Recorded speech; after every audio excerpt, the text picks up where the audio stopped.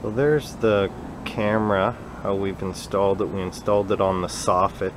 The client has wood that's backing up in behind the soffit, so we were able to screw right through the aluminum soffit up into that wood, so it was nice and secure. You can see the cameras have the infrared LED, so this is the camera that looks onto the backyard.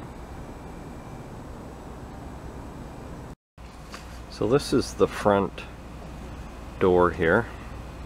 So this camera here, if anybody walks up onto the front steps and comes up to the front door, this camera will catch them, and you can see who's standing at the door, as well as it captures the front of the property here as well.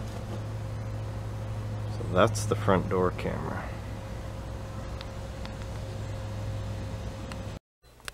So this is the system here. You can see the front door camera here.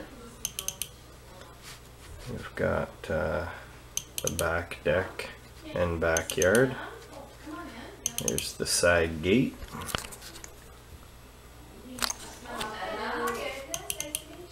And there is the driveway and the side of the house.